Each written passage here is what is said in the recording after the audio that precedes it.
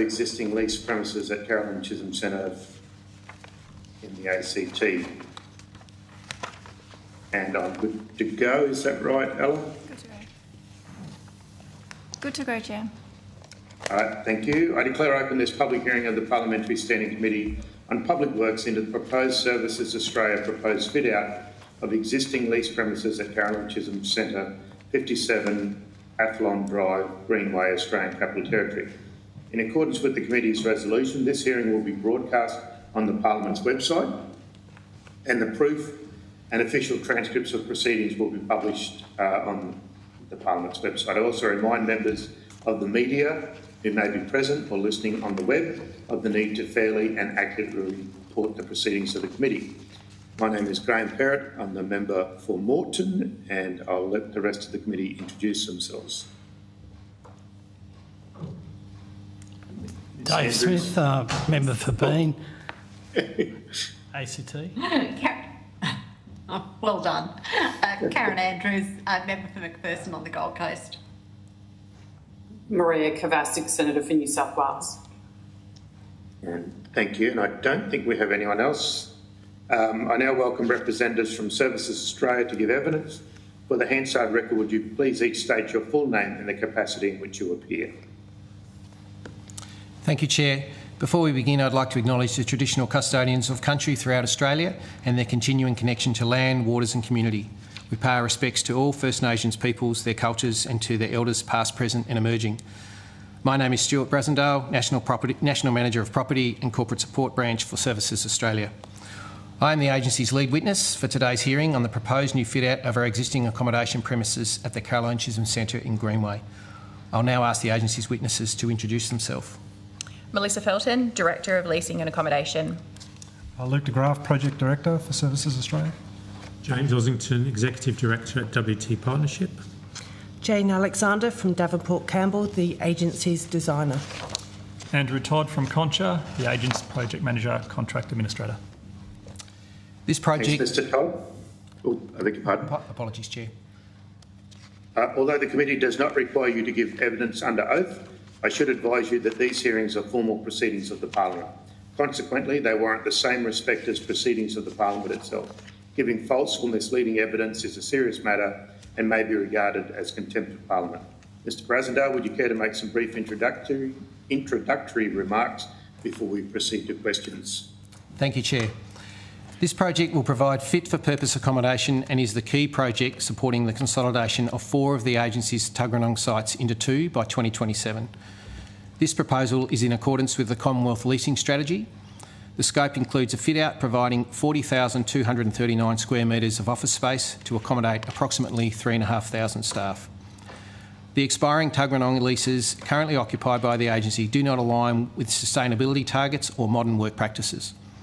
The proposed new fit-out at the Carolyn Chisholm Centre will address these issues, as well as providing for future flexibility. The estimated total budget for the project is $144.5 million, comprising $3.9 million for development and $140.6 million for delivery. The project's construction will be managed by a head contractor and will encourage local industry participation in accordance with Commonwealth procurement requirements. Engagement with local stakeholders is occurring as required throughout the project's development phase. Internal agency consultation has commenced with executives, and additional information sessions and visual design briefs will be available to staff on a for-information basis as the fit-out design is further developed. Subject to parliamentary approval, construction activities are forecast to commence in October 2025, with various completion dates due to the staged construction program expected between December 2025 and October 27. Chair, thank you for the opportunity to present. That concludes my opening statement. The agency witnesses are ready to answer questions from the committee. Thank you, and I might go to Mr Smith to kick off questions. Thanks, Chair.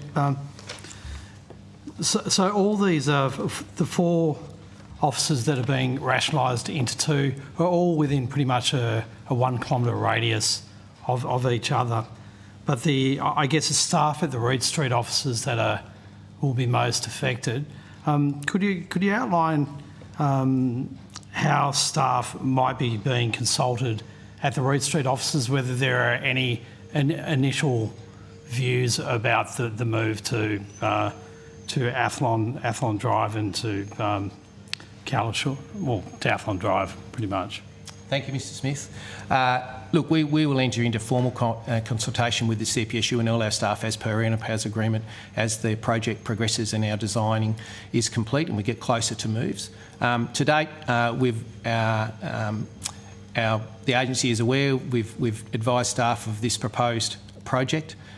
We've engaged with a range of areas, particularly those specialist areas that are in Reed Street, to ensure that all business requirements are accounted for within our designing.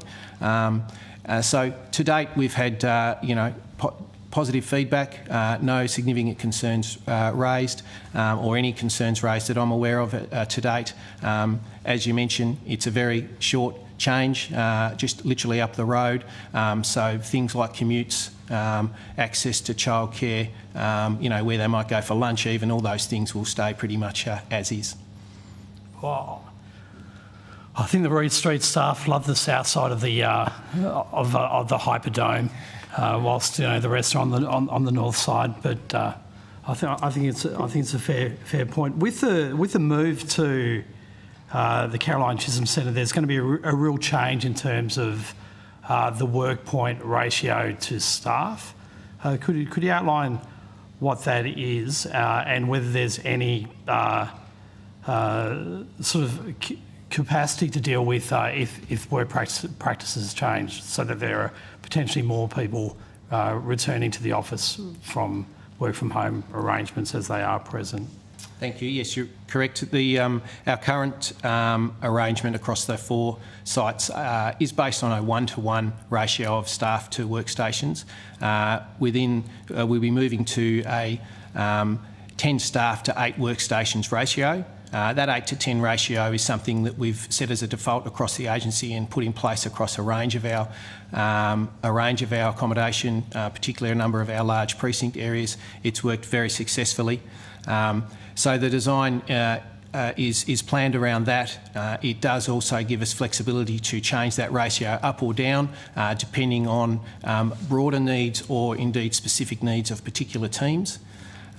We are accounting for the need to potentially surge or changes in work practices in the future. So the design is such that minimal construction is required to change the fit out to enable additional workstations if required, and we're putting in a number of flexible work areas that can be used for a range of areas.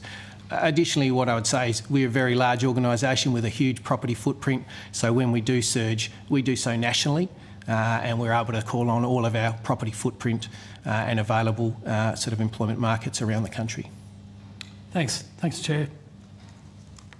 Thanks very much, Mr Smith. Ms Andrews? Thank you, Chair. I have some questions in relation to the number of refurbishments or fit-outs that Services Australia has undertaken, particularly over the last 5 years.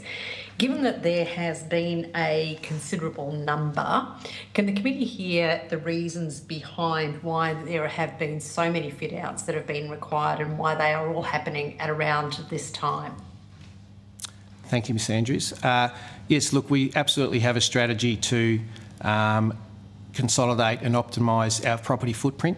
As I mentioned, we have a very large property footprint, some 400 buildings around the country. So we're identifying opportunities as leases expire to look where we can consolidate across various hubs to optimise our property footprint, both to for financial benefit, to get a better value for money for the Commonwealth, but additionally to make sure that we've got fit for purpose contemporary workspaces that brings all of our teams in areas together to be able to collaborate and work as one.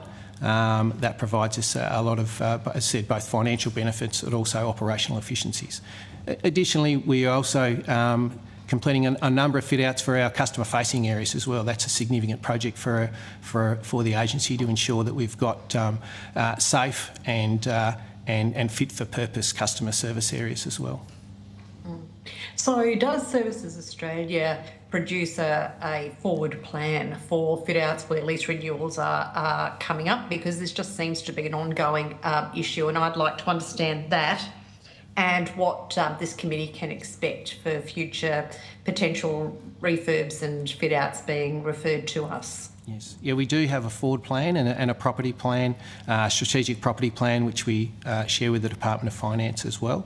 So as I said, it is very much a strategy. It's around reducing leasing costs, reducing our property expenditure, our property operating expenditure, as we identify where various leases come up and we're able to consolidate. Of course, the history of our agency is one such that we were once diverse organisations, and so this is why we have many footprints sometimes in one suburb, where perhaps it was previously a Medicare or a health office, a child support office and a Centrelink office. So as those leases come up, we look to consolidate where it makes strategic sense. Mm-hmm. Is the committee able to have a copy of that plan? Yes, we do have a forward plan which we can share, our strategic property plan. I can't provide it to now, but certainly I can provide it to the committee. Okay. In the coming days. All right. Thank you. Thanks, Mr. President. Oh, sorry, Ms. Andrews. Yeah. Sorry, I might just go to one more question. And that is, given that there has been such a significant number of refurbs over the last few years, what specifically has been learned from those fit-outs that you have incorporated into the current proposal? So again, it's around making sure we can optimise our occupancy and density, around understanding what sort of flexible work environments we can utilise, how we best co-locate people, making sure we've got the right mix of people in the one area so that we can maximise operational efficiencies. There have been a range of learnings, even down to things like where we're in very large areas around, how we even down to how we utilise lifts and things like that. So, yeah, we're continuing to learn both our fit-out design, what works well for us, the mix of meeting rooms and workstations. We're continuing to evolve as we move forward. And sorry, Chair, one more question, if that's okay. Just in terms of the flexibility that then is required, and you would have experienced this over the last couple of years anyway, particularly in relation to working from home arrangements, how do you actually factor in and determine the number of desks or workstations or work points that are going to be needed, given that there is a degree of individual flexibility amongst the workers, the staff of Services Australia, and those arrangements could change? Yeah. That certainly is a challenge, because you're right, indeed our actual staff numbers fluctuate on a weekly basis, as well as individual agreements, whether that be part-time or work from home arrangements. But we do have a very large workforce, so it does let us look at sort of fairly macro numbers, and that's what we're using to base our planning. So we have around about 30% of people in the Canberra area that currently have a work from home arrangement. We have around, I think it's 20 to 25% people that have a part-time or reduced hours arrangement. So those factors are considered into our available or required spacing. So what have you allowed for with these refurbs? So we've allowed for around those current figures. We're confident that the 8 to 10 ratio will sufficiently enable us to accommodate everyone in the Tuggeranong area across both the Louisa Lawson building and the Caroline Chisholm Centre. And as I mentioned, it does have the buildings do have capacity for us to vary and flex and change those ratios if we need to, if numbers should go up or down in any particular significant way. Does this design that this refurb that you have put forward, does that allow for every employee to return to work permanently from the building? So in the event that there is no working from home arrangement, and I'm going to the far end of the spectrum here, does this building allow for that to happen? Look, that would be challenging if we had every single person in the office every single day. There is flexibility built into the design such that we can increase the number of workstations with minimal construction, but it would be very challenging to see that happen where we had every single employee in the workplace every day. But as I said, our information shows that is not the case. Our current enterprise agreement, which enables our staff to enter into those work from home arrangements is locked in for now. We haven't planned for, we've got as much flexibility in place as we can to account for any future changes that might come to pass. So is the maximum that you have here an 80% occupancy? That's right. All right, thank you, Chair. Thanks, Ms Andrews. Senator? Thank you. My question is similar to Ms Andrews, but relates more specifically to data on workpoint vacancy rates. Do you actually have that on the current layout of the different buildings? Yes. And what workpoint vacancy rates are you applying to the future fit out of Carolyn Chisholm and Louise Lawson? Thank you, Senator. Presently, across our Reed Street offices, it's around about a 50% occupancy, and it's around 80% across LLB and CCC.